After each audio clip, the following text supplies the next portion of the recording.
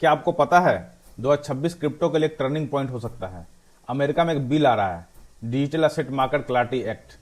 पोली market के stats बताते हैं कि इसके पास होने के 60% चांसेस है, और कल से प्रिडिक्शन मार्केट तो यह तक कह रहा है कि 49% चांसेस है कि अगस्त से पहले ही पास हो जाए। अब सवाल यह है कि पूरी दुनिया का नजर इस पर क्यों है। चलिए इसको सिंपल लॉजिक से समझते हैं। देखिए, अभी तक अमेरिका में क्रिप्टो को लेकर एक बहुत बड़ा ग्रे एरिया है। जो बड़े बड़े फाइनेंशियल इंस्टीट्यूशंस है, बैंक्स है, एंटर करने से डरते हैं। क्यों? क्योंकि उन्हें क्लैरिटी ही नहीं है। कभी लगता है CFTC बॉस है, तो कभी SEC बीच में आ जाता है। एक्सचेंजेस, वॉलेट्स, डेफाई सबको लेकर रूल थोड़े धुंधले हैं। इस बिल का सबसे बड़ा काम है क्लासिफिकेशन। ये टोकन्स को दो हिस्सों में बांट देगा, कमोडिटीज और सिक्योरिटीज।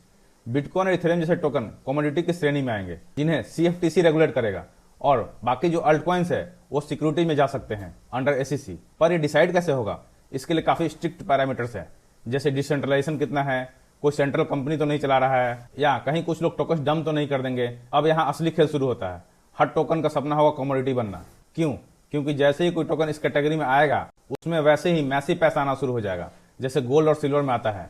इससे बड़े फाइनेंशियल कैपिटल का एक्सेस मिल जाएगा। वहीं जो सिक्योरिटीज बने रहेंगे, उन पर SEC की कड़ी नजर होगी और हर्डल्स थोड़ा ज्यादा होगा। तो बॉटम लाइन ये है, ये बिल सिर्फ रूल नहीं है, बल्कि क्रिप्टो के लिए इंस्टीट्यूशनल हाईवे है। जैसे ये पास होगा, ब्रोकर से लेकर लाइसेंस तक सब क्लियर हो जाएगा। अगर ये 2026 में पास हो गया, तो समझ लीजिए क्रिप्टो मार्केट के लिए इससे बड़ी बुलिश न्यूज कोई हो ही नहीं सकती।